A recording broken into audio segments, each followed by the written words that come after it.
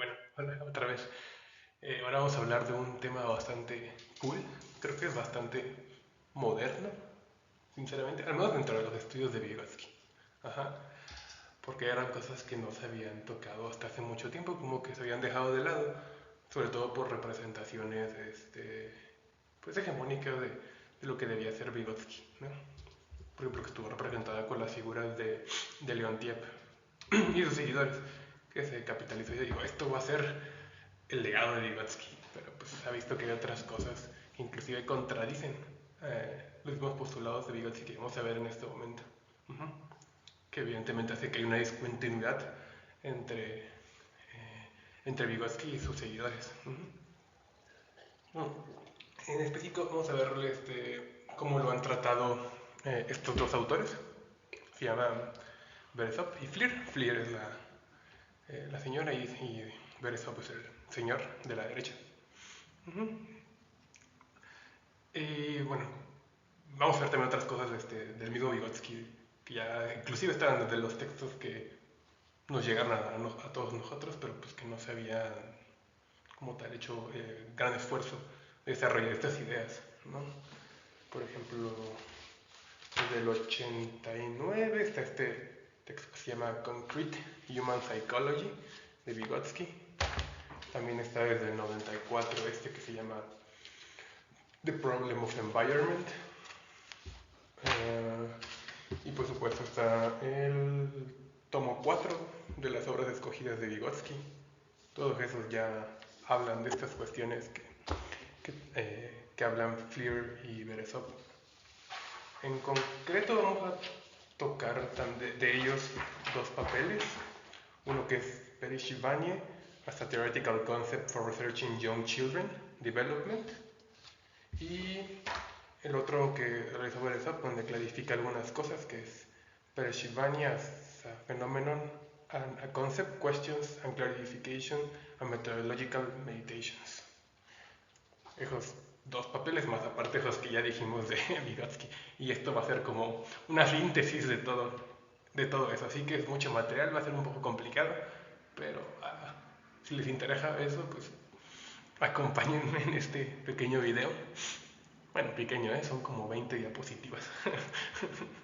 Bueno, un poco menos, porque hay algunas que nada más son transitorias, pero bueno, eso va a ser un poco largo. Vamos a hacerle con esta modalidad de citas y discutir como las citas.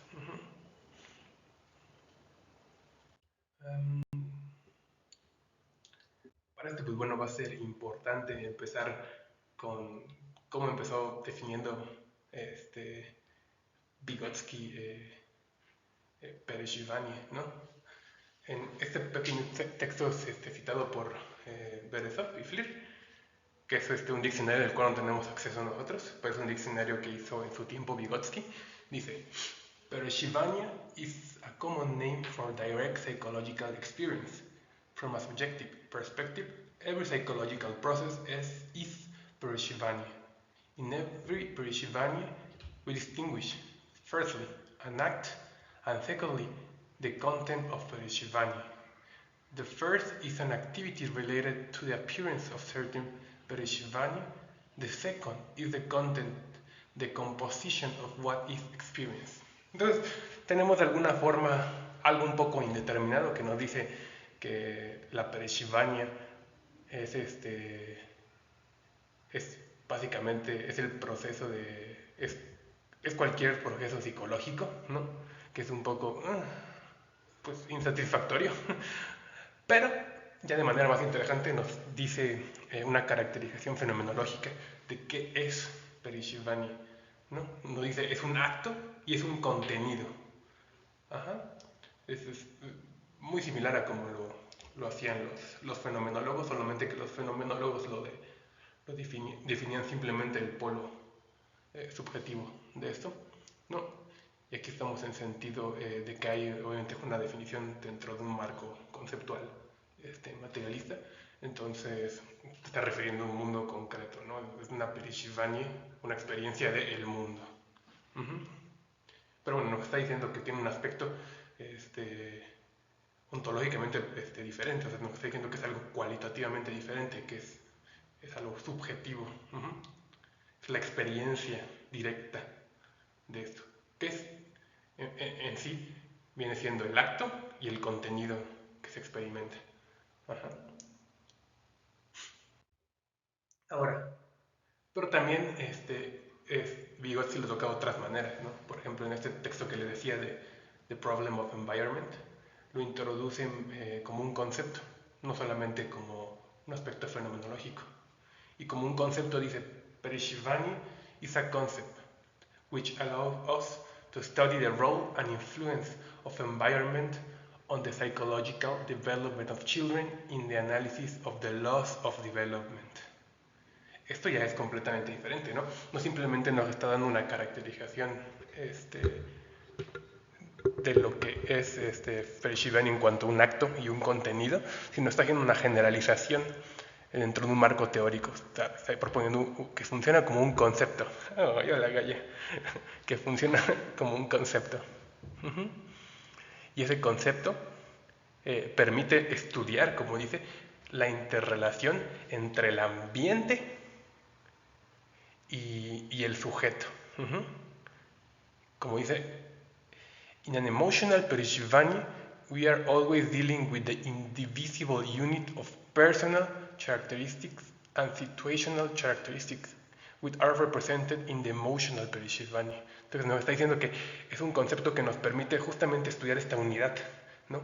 Esta unidad indivisible entre el mundo y el sujeto que experimenta. Es algo diferente, ¿no? No estamos hablando simplemente de algo determinado de manera dentro del polo objetivo como las meras características de la situación, ni tampoco estamos diciendo que estamos hablando de aspectos puramente personales, ¿no? Al contrario, lo que estamos hablando es el producto o el nuevo nivel cualitativo que surge de esta interacción entre estos dos polos. Y eso es algo muy, muy importante. Porque Vygotsky no lo está simplemente separando. Pues aquí tenemos lo subjetivo y aquí tenemos lo objetivo, ¿no? Y nos está diciendo lo que nos interesa es la unidad misma que surge, ese nuevo nivel cualitativo. Por lo anterior, pues bueno, surge como varias dimensiones de Perishvani en los textos de Vygotsky. Por lo tanto, se puede entender Perishvani como un fenómeno que nos describe un acto y un contenido. O puede surgir Perishvani como un concepto. Entonces, como una generalización que nos permite el estudio de algo. Entonces ya surge dentro de un marco conceptual, con relaciones conceptuales que le dan cierto sentido a esos conceptos dentro de ese mismo estructura.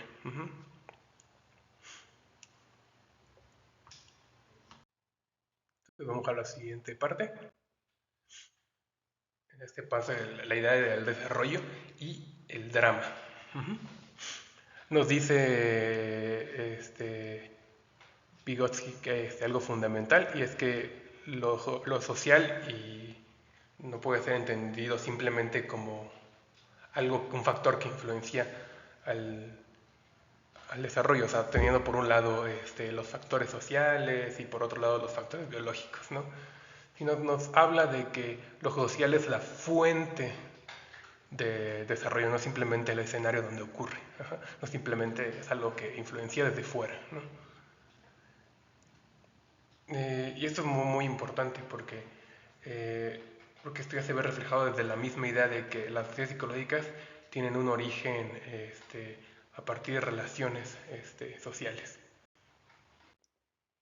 Por ejemplo, aquí nos dice, the basic principle of the functioning of higher functions, personality, is social, entailing interaction of functions in place of interactions between people. They can be mostly fully developed in the form of drama. Eso es muy importante, ¿no? Porque nos está diciendo que de alguna forma las relaciones sociales en sus interacciones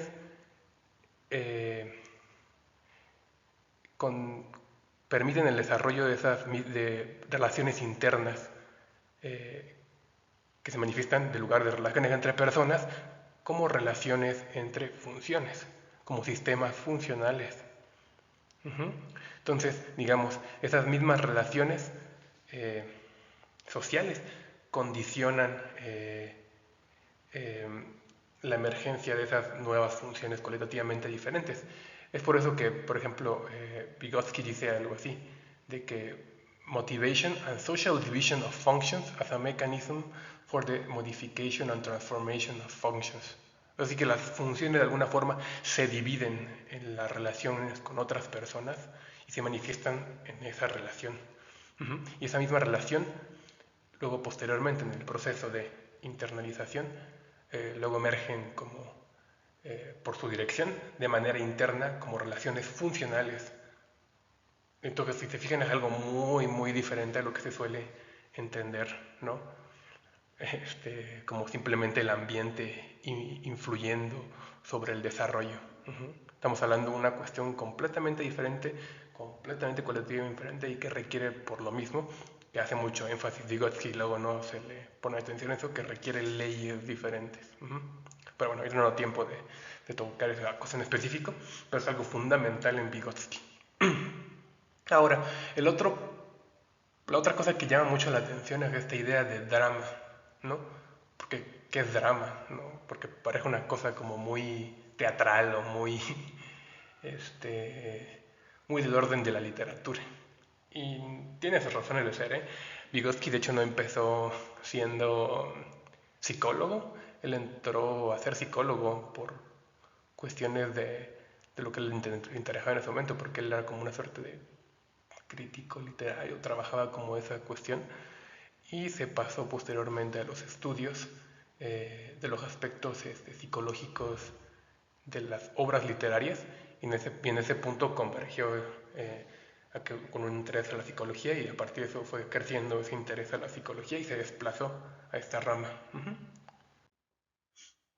Bueno, lo anterior va a ser central en Flir y Berezov, o sea, la idea del drama, ¿no? Porque, como dice Vygotsky, the dynamic of the personality is drama, ¿no? Y en este drama de la personalidad, en este drama que se manifiesta en el aspecto social y que luego se manifiesta de alguna forma en el aspecto interno, eh, es para Berezov una manifestación concreta, obviamente en el dominio de la psicología, de la idea de contradicción en la dialéctica. Entonces es una forma en la que Vygotsky encuentra eh, una forma específicamente psicológica o del dominio de la psicología de introducir los conceptos del materialismo dialéctico. Ahora, vamos a la idea de Perishvania como un prisma. Esto es muy importante porque la idea de prisma habla de refractar algo, ¿no? Como los prismas refractan la luz, a diferencia de reflejar algo como un espejo. Entonces es algo muy importante porque, como sabrán, el concepto de reflejo fue muy importante dentro de la psicología soviética y en algunos puntos se tornó muy mecánico, ¿no?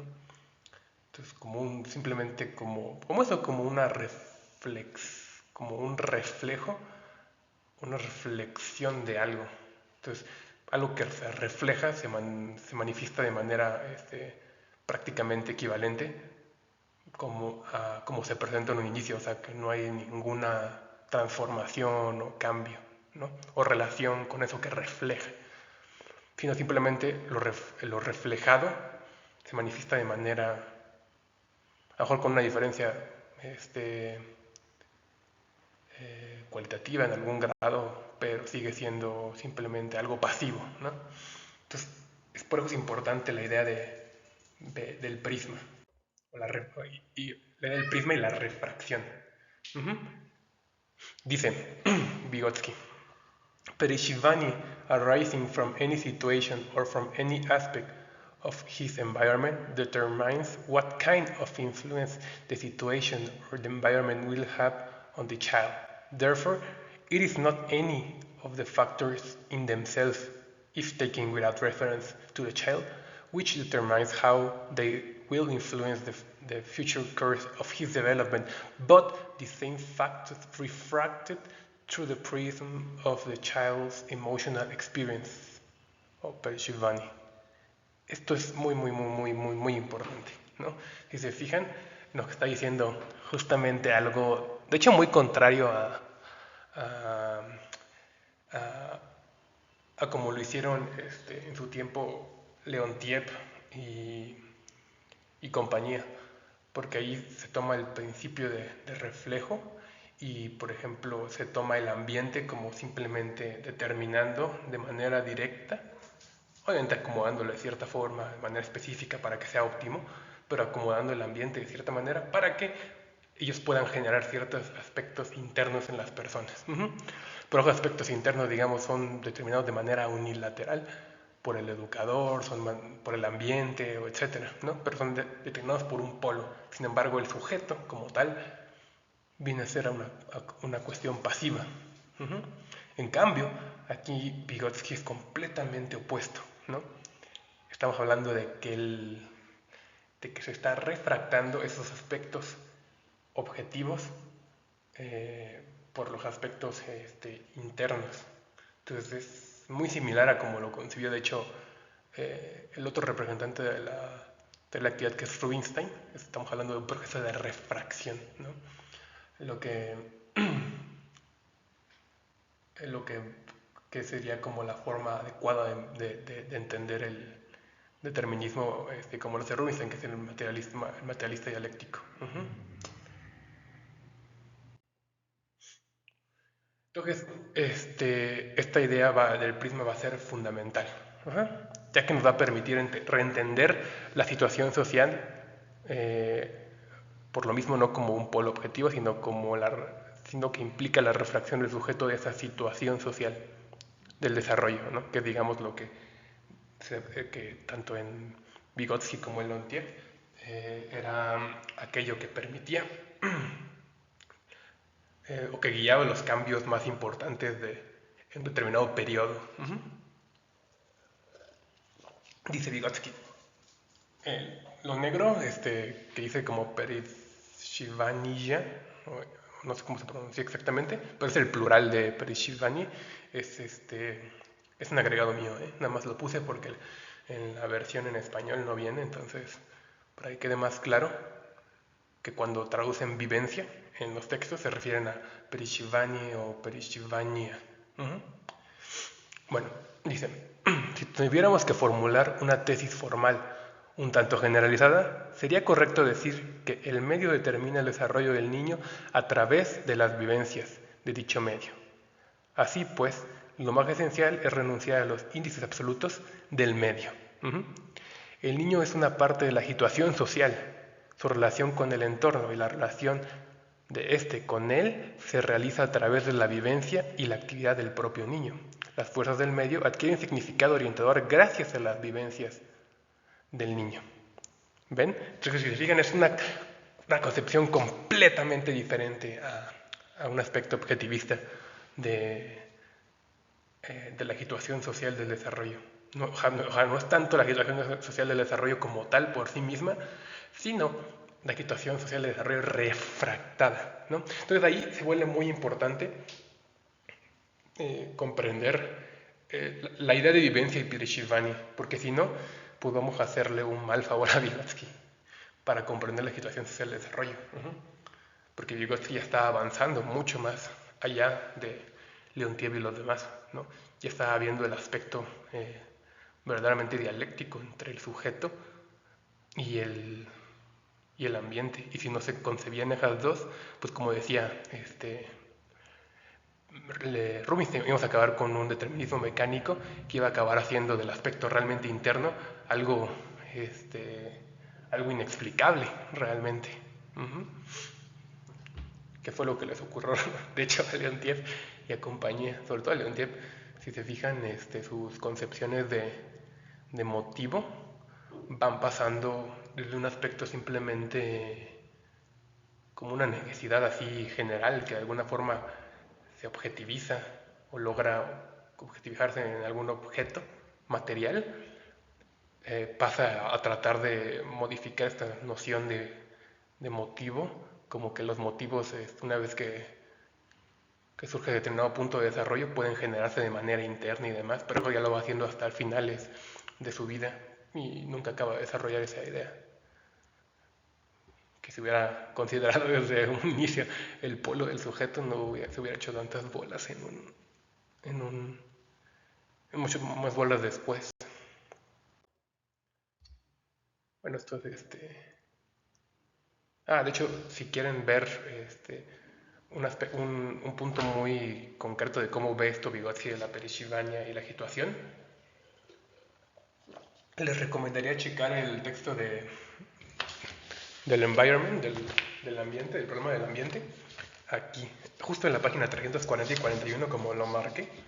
Ahí viene el ejemplo, pues creo que es clásico, por lo que he visto en la literatura, que es un ejemplo que da dentro de, básicamente es una pequeña familia, ¿no? Donde hay una madre que tiene alcoholismo, ¿no? Y hay tres pequeños niños. Y nos explica que, a pesar de que es la misma situación para los tres niños, o sea, hay un niño chiquito, un niño más mediano y un niño más grande, ¿no?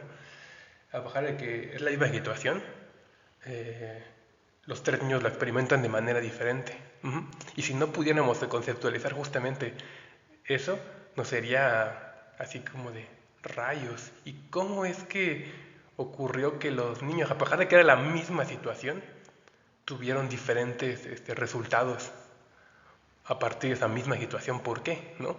Si se fijan, si no conseguimos el polo del sujeto, se vuelve así como de, no, pues no sé, ¿no? Se vuelve como mágico. Realmente se vuelve algo fantasmagórico, ¿no? El polo subjetivo se vuelve como, entonces algo mágico o algo, autodeterminante o yo qué sé, ¿no? Y eso es justamente lo que trataba de evitar Rubinstein y trataba de evitar Vygotsky en sus concepciones no mecánicas, sino dialécticas. Pero son cosas que fue desarrollando hecho Vygotsky en los últimos años de su vida, porque en el por ahí del 28 al 30, Vygotsky es un tanto mecánico. Es un poco mecánico en sus concepciones. Pero ya a partir del 30 para adelante, Vygotsky empieza a cambiar muchísimo. Y se despega de lo que pues, fue el desarrollo de la teoría de la actividad, de hecho, que se parece más al Vygotsky, o podría ser una continuación más cercana al Vygotsky del desarrollo de las funciones psicológicas superiores, de ese periodo. Pero bueno, son cosas aparte. Entonces, aquí surge algo muy interesante, que era esta idea del drama, ¿no? Bueno, pues Flir y Berezov van a hablar de que sí, la perishivania es fundamental para entender los procesos de desarrollo, pero no es cualquier perishivania o perishivania lo que causa el desarrollo como tal, sino es la perishivania o las perishivania dramáticas, es decir, que refractan un drama social, un entramado complejo, un entramado crítico del ambiente, del niño. Entonces, y esto es muy coherente con Vygotsky, de hecho, porque en ese mismo texto que le decía, no en el del ambiente, sino en el tomo 4, ya habla de esta idea de que, de las crisis, ¿no? De las crisis de la edad y demás cuestiones. Y habla de que justamente estos periodos críticos de crisis, de conflicto, ¿no? Son los más claves para entender los cambios de desarrollo. Dice, la crisis representa un momento de viraje. El niño pasa unas vivencias de su entorno a otras. ¿Se fijan? Ahí estamos hablando de vivencias de perishivania. Entonces, cambian las vivencias, ocurren eventos dramáticos, con experiencias dramáticas. Y eso hace que ocurran cambios de reorganización de las funciones, lo que hayamos dicho, ¿no? Las funciones tienen un origen social en el sentido de que lo social es la fuente de ese desarrollo, de que las funciones se representan de manera distribuida de alguna forma entre los agentes que interactúan. Hasta que se pasa de esas relaciones entre agentes y demás, y objetos y demás, a relaciones internas entre funciones. Entonces es muy, muy, muy central en Vygotsky. Y luego no lo ven discutiendo eso en los libros de texto, ¿no? Todo esto que es bien rico de Vygotsky y los libros de texto es como de, no, pues es el vato de la zona de desarrollo próximo. Y si uno hubiera contrastado con cualquiera de estos textos se quedaría con cara de, wow, Vygotsky es como muchísimo más complejo. Y sí, es uno de lo que son de las cosas que pasan en cuanto agarras un libro de Vygotsky, de verdad. Es como de, oh, este sujeto no es tan simple, este sujeto es bastante complejo. Está mezclando el materialismo dialéctico de maneras bien complejas con la psicología. Es como de, qué padre. Y es como un filósofo de la ciencia y demás. Y tú, wow. Es como leer a Piaget, ¿no? Es como muy divertido. Porque ves esta combinación entre psicología, filosofía, ¿no? Es como muy, muy rico. Pero bueno, ese es de los placeres de leer a Vygotsky. Ojalá lo puedan hacer, es muy, muy padre. Ahora, vamos a este siguiente punto como una unidad de características ambientales y personales. Es decir, la Pirashivanya como una unidad de características ambientales y personales. Bueno, Vygotsky nos va a hablar de la Pirashivanya como una unidad de análisis. Ajá. Unidad ahorita entiéndase, bueno, déjame les leo esta parte y ahorita discutimos a qué se refiere con unidad. Ajá. Dice, podemos señalar asimismo la unidad para el estudio de la personalidad y el medio. En psicología y psicopatología esa unidad se llama vivencia Perishivani. La vivencia Perishivani es aquella simple unidad sobre la cual es difícil decir qué representa la influencia del medio sobre el niño o una peculiaridad del propio niño. La Perishivani constituye la unidad de la personalidad y del entorno como figura en el desarrollo. Y si se fijan, es lo que les venía diciendo hace rato, que unidad aquí es entendido de una manera muy particular. ¿No? No estamos hablando de unidad simplemente como un agregado de cosas, ¿no? Como así, ¿no? De que yo uno estas hojas con una grapa, ¿no? No estamos hablando de algo así, o de una unidad simple de, yo mezclo una bolita de arena con una bolita de cal o lo que sea, ¿no? No, no, no, no. Aquí es una unidad particular muy, muy interesante. Estamos hablando de una unidad que preserva las cualidades del todo. Ese es el sentido de que está usando lo Vygotsky. O sea, es una unidad de lo que llama la unidad de análisis, que es un concepto que retoma de Marx. Y es muy importante.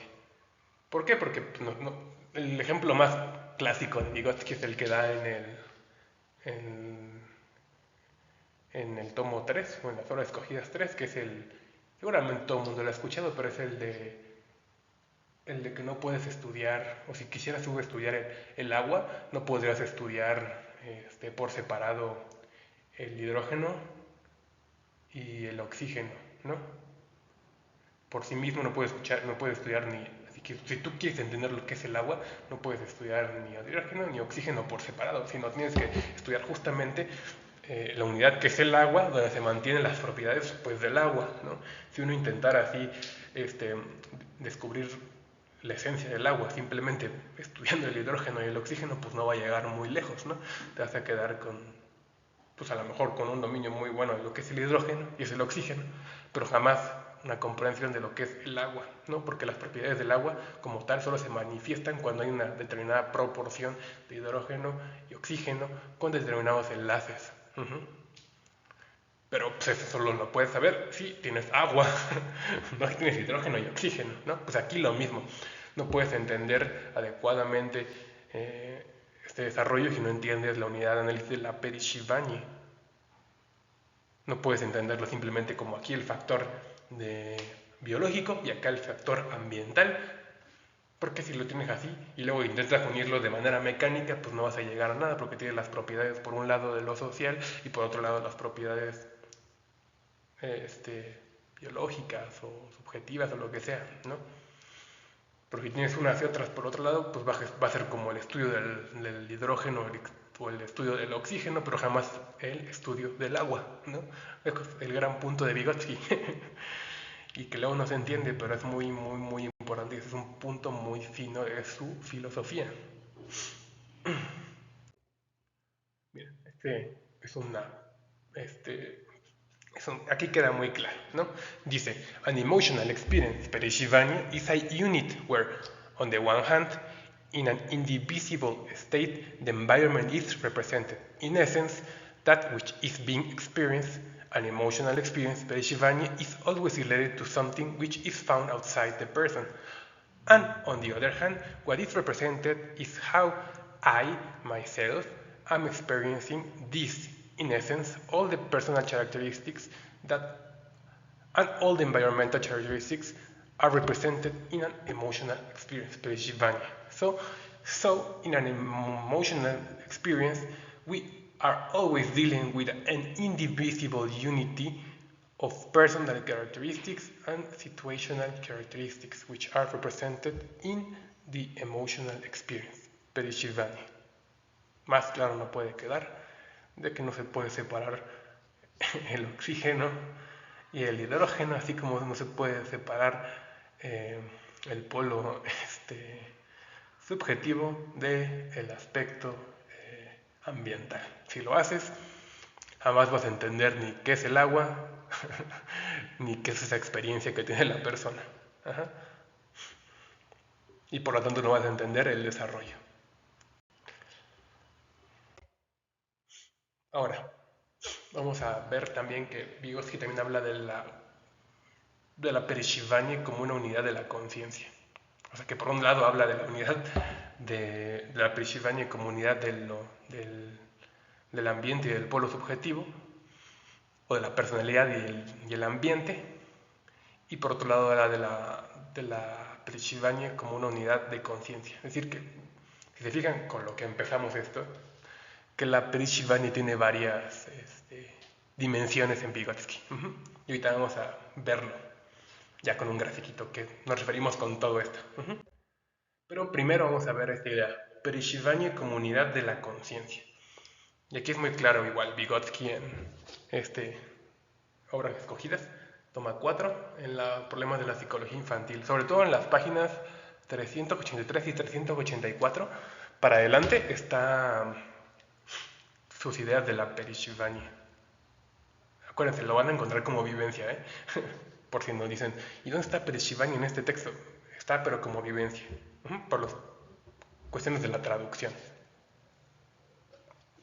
Pero bueno, aquí dice, la teoría moderna introduce la vivencia como unidad de la conciencia, es decir, como unidad en la cual las propiedades básicas de la conciencia figuran como tales, mientras que la atención en el pensamiento no se da tal relación. La atención no es una unidad de la conciencia, sino un elemento de la conciencia, carente de otros elementos, con la particularidad de que la integridad de la conciencia como tal desaparece. O sea, desaparece en la atención o en el pensamiento. La verdadera unidad dinámica de la conciencia, unidad plena que constituye la base de la conciencia, es la vivencia. Entonces esto es muy, muy importante. ¿Por qué? Porque nos está hablando de que, como tal, la atención no tiene todos los aspectos de la conciencia, no tiene toda la integridad de la conciencia, ¿no? Pues sería, o la atención o el pensamiento simplemente son como aspectos dentro de, o elementos dentro de esta totalidad. Así como, por ejemplo, el hidrógeno o el oxígeno son elementos constitutivos del compuesto agua. Así, por lo mismo, ni el hidrógeno ni el oxígeno tienen las cualidades del todo. O sea, no tienen las cualidades como aquí la Perishivani tiene las cualidades de la conciencia como tal, como ese todo. Sino simplemente tiene, por ejemplo, la atención o el pensamiento, los aspectos propios de la atención y del pensamiento. Entonces aquí habla algo de muy interesante. Y es que si tú quisieras estudiar la conciencia como tal, pues no podrías estudiar realmente solo un elemento de la conciencia, te quedarías igual medio perplejo, ¿no? Y por otro lado, nos habla de que, aquí queda muy claro, de que está la conciencia como una unidad, digamos, y está, digamos, la vivencia como una unidad de esa conciencia, o la unidad de la unidad, ¿no? Es decir, que en esta experiencia que ocurre sobre la realidad, digamos, está el conglomerado o el producto de todos estos elementos, pero en esa unidad cualitativa, que es el todo. Entonces, surge esta estructura para entender ahora sí Perishivanya. Entonces, tenemos, como ya hemos dicho, Perishivanya como un fenómeno, y también habíamos dicho que teníamos Perishivanya como un concepto. Entonces, para entender estas diferentes dimensiones de Perishivanya en Vygotsky, podemos decir que como fenómeno, pues habíamos dicho que teníamos el acto o un proceso, o sea, una serie de actos, pues, que en su relación con el ambiente, pues tenemos un contenido específico, una vivencia particular. Entonces, ese es el aspecto más esencial, digo, más básico de Perishivanya, que es la descripción fenomenológica de esto, ¿no? Con su particularidad cualitativa y demás. Pero también tenemos la Perishivanya como este concepto, como estas unidades que nos permiten el estudio de esos fenómenos. Entonces son una generalización que nos permite, como he dicho Vygotsky, una generalización, un aspecto más generalísimo, estudiar como un prisma que permite el estudio de la unidad entre la persona y el ambiente, que es lo que hayamos dicho por un lado, esa unidad indivisible. Y por otro lado, como una unidad de la conciencia en cuanto al contenido, ¿no? Es decir, el aspecto subjetivo que implicaba, como habíamos dicho, no es simplemente la atención, no es simplemente la memoria, no es simplemente, etcétera, lo que uno vivencia en esa relación directa que tiene con el mundo, pues es eso, una unidad de la conciencia. Si tú agarras un momento particular, tienes una unidad de esa conciencia, pero esa unidad de la conciencia obviamente es el producto, pues, del todo, ¿no? No es el producto ni de la memoria, no es el producto de la atención, no es el producto del pensamiento, sino el producto de todo eso funcionando, ¿no? Y entonces una nueva cualidad, ¿sí? Entonces está implicado en ese contenido subjetivo todo. Y entonces tenemos esas dos unidades de análisis. Puedes entenderlo como una unidad de análisis de la conciencia, en el cual están implicados, pues obviamente, todas las funciones. O lo puedes entender como una unidad de análisis en cuanto a proceso o serie de actos que enlazan el aspecto personal con lo ambiental. Entonces, la Perishivanya se puede entender de esas dos maneras también.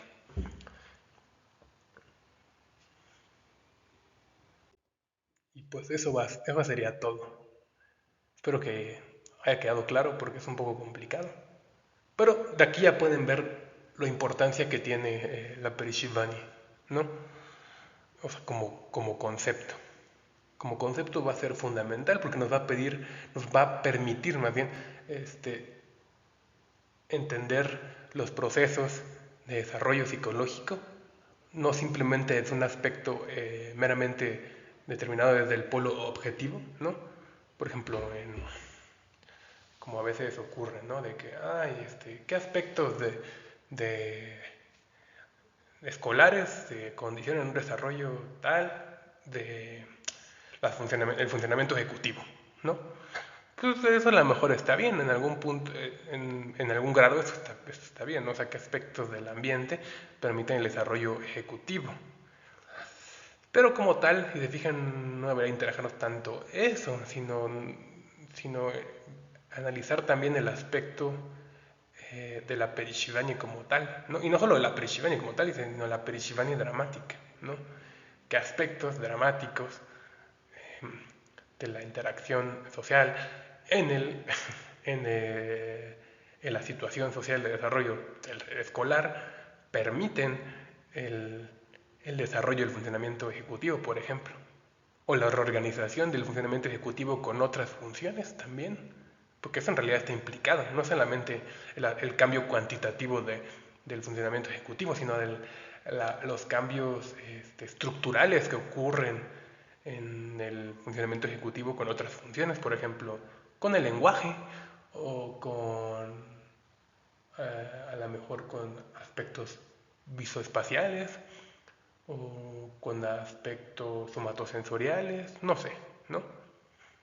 Pero lo importante sería allí ver cómo este aspecto nuevo de la Perishivani condiciona los cambios que vemos tanto a nivel cuantitativo como a nivel cualitativo y más importante y sobre todo a nivel estructural de las diferentes funciones. Por ejemplo, en el caso para los neuropsicólogos o psicólogos del desarrollo, eso es lo más importante, pero también lo pueden ver en otros aspectos, ¿no? Por ejemplo, si uno quisiera estudiar los efectos de la violencia, este concepto sería fundamental. Si tú no entiendes cómo ocurre el proceso de refracción de la personalidad sobre el ambiente, te vas a quedar así como perplejo de por qué algunas personas, a pesar de que enfrentan una misma situación de violencia, pues unos no lo experimentan como algo traumático y otros sí lo experimentan como algo traumático, y entonces en algunos se desarrolla una patología y en algunos otros no se desarrolla una patología, o se generan aspectos maladaptativos de funcionamiento ejecutivo, o aspectos maladaptativos de otro tipo de funciones, ¿no? Te quedarías perplejo ante esa situación. Entonces, si se fijan, esto está yendo más allá, mucho más allá, de una mera comprensión cognitivista en cuanto reflejo de la realidad, a meternos en la idea de la refracción de la realidad. Entonces, el aspecto paradójico de la cognición es ambas cosas, que ocurren ambas cosas en la cognición. Hay un aspecto objetivista cognitivista de la cognición, pero también un aspecto subjetivista, personalístico de la cognición. Y ese aspecto, de hecho, es de los más importantes. Y esto queda muy claro en la figura de Rubinstein, por ejemplo, que se manifiestan ambos de manera muy clara y como contradictoria, a pesar de que en Rubinstein trata de salir de ese asunto. Pero bueno, eso es todo. Espero que les haya gustado y que les haya parecido interesante. Lo siento, se quedó muy, muy largo, pero es un tema complicado. Nos vemos.